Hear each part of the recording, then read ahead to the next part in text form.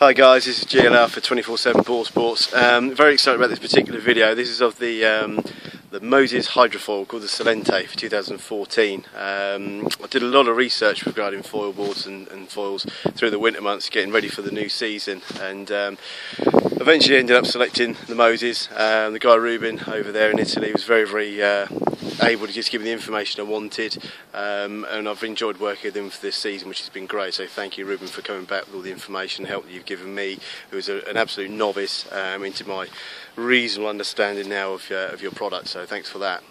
The Salente has sort of moved on from the Unicom, which was the original foil that Moses were making. As I understand it, I think the main difference is the rigidity of the shaft, or the mast, or the drift. That part is obviously the item that obviously hangs underneath the board, which obviously connected to the fuselage, and then obviously the wings, which helps you foil. I think a lot of interest from foil boards has come from the America's Cup last year. I think it was, with 40-foot boats cruising around at 45-50 knots at times. Certainly in the UK, I think we were a little bit slow initially to pick up on hydrofoils, but in Europe it's been massive for quite a while. So from a bit of a slow point from the UK getting into it, and the product which is now available for us is absolutely superb. There's very few teething problems with the brands or the products now, which is great. So although we've been a little bit slower to catch on to it, I think the product that we're getting sort of shipped over is of a decent quality now, which is what we all want to use. So I'm just going to quickly run through the Salente foil. There's not a lot of information regarding foil boards, so I thought it was important that I gave you a little bit of information just on YouTube, just to help you make maybe an informed decision of your buying later in your sort of kiting career.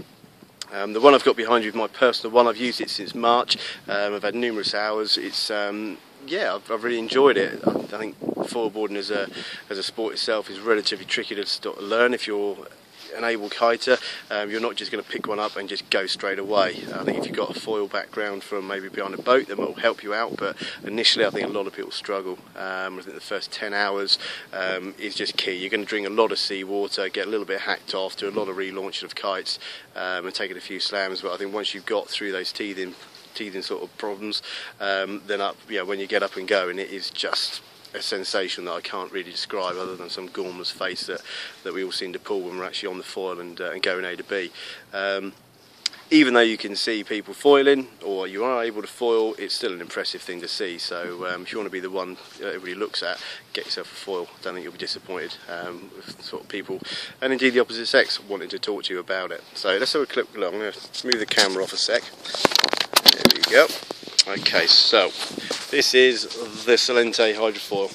I can't actually see a thing now because the sun's directly in my eyes, but I'm just going to have to point and shoot. So what we've got here is obviously the board. The board is actually made by Ariba. So this is not a Moses product at all. This is from another brand that the Ruben and Moses work with to supply their boards. As we come around, hopefully I can start to see. Oh, what's going on here? Hopefully I can start to see the foil. But sorry, this is a bit of a shaky video. Like I said, I can't see, the sun's directly in my eyes, so if I come around this way a little bit and show you.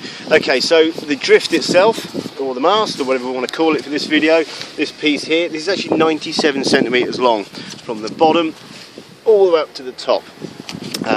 What that means is you're a long way in the sky, and the good thing for around sort of choppy waters and coastal environments is the longer this piece is, it's just going to give you more clearance from effectively the water coming up and hitting you underneath. So if the thing was very short, you'd literally be bottoming out on the board, so you find it very awkward just sort of maintain being on the foil for any real length of time.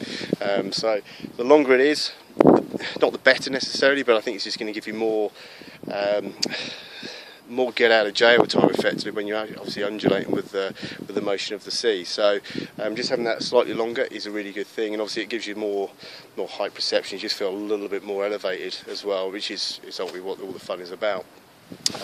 These particular wings, just down here, hopefully you can see this, these particular wings are relatively low aspect, and that just allows you to obviously get up on the foil with relatively ease earlier on. So I think what's going to happen is you're going to find it easier to use initially, which is great, but eventually you'll be going, oh, I wish I just had some slightly sort of more higher aspect fins, or wings as I should call them, just to move me on to that next stage. We should obviously be going a bit faster, a bit more top end power obviously through the kite and so on, a lot more control.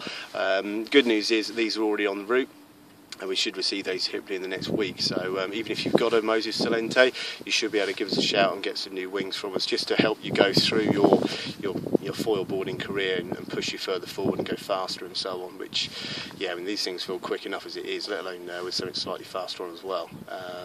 So yeah, the board itself is about 130 long, front to back, which is fine. It's 47, 48 wide. I think it's 47 point whatever it is. But again, some of the initial foils were literally on a pair of foot straps, but obviously now having a slightly longer board and a wider board, it just helps you for obviously tacking and jibing, so which is a tricky thing. But we all have to learn how to do it, and I haven't quite got them myself yet, so something to keep me entertained for a while. The colour choices you get are either Ferrari red, Kermit green, I guess, or sunshine yellow, as I like to call it. They're the three colours that you can choose. Reds are very, very popular, greens not so much, and yellows, if you like yellow, get a yellow one. But bottom line is, none are fast or irrelevant of what they say. So yeah, that's the Moses hydrofoil. I'm going to try and obviously show you somebody actually using one on the next video, because now I've got a little bit more time. I'm going to obviously push you for, sort of some videos and so on, and show you how it's done or not done in some cases. Just one thing I'm thinking of letting you know, it's the way this connects onto the board. It's slightly different. These aren't the standard bolts. These are ones that I've put in, because the ones that come with it didn't initially have a nylon nut sent through, and I just wanted to get straight out, so I just changed the bolts, and I've been a bit lazy and I've not sort of sawn those bits off. But it's out the water, it doesn't really matter, but yeah, it doesn't really matter at all. But this is actually a plate that fixes on. Some of the other ones obviously go in like a windsurf fin, so if you're used to windsurfing, you'll know about deep tuttle boxes. A lot of the boards are having a tuttle box or a deep tuttle box as a way of fixing it. I don't think there's any benefit or bad thing about it. I think it's just a way of connecting your foil to your board. But Moses and Ariba have chose to go with that design, which feels absolutely fine, to be honest. So yeah, one last look of the Salente from Moses. A great bit of kit that's just helped lots and lots of people this season obviously get onto a foil board. Supply for 2015 hopefully be better. We're going to get some stock made through the winter, which will keep us on track. I understand that some other brands have got product that they can just chuck out, which is great. The problem is with a hand-built carbon product, it just takes time to come through. So, but now we understand the demand that's required, and we'll certainly be investing more time and effort in getting stocks ready for the new season. So, if you are interested, www.24-7boardsport.com is the place to get one, and I'll catch you guys very soon. Take it easy.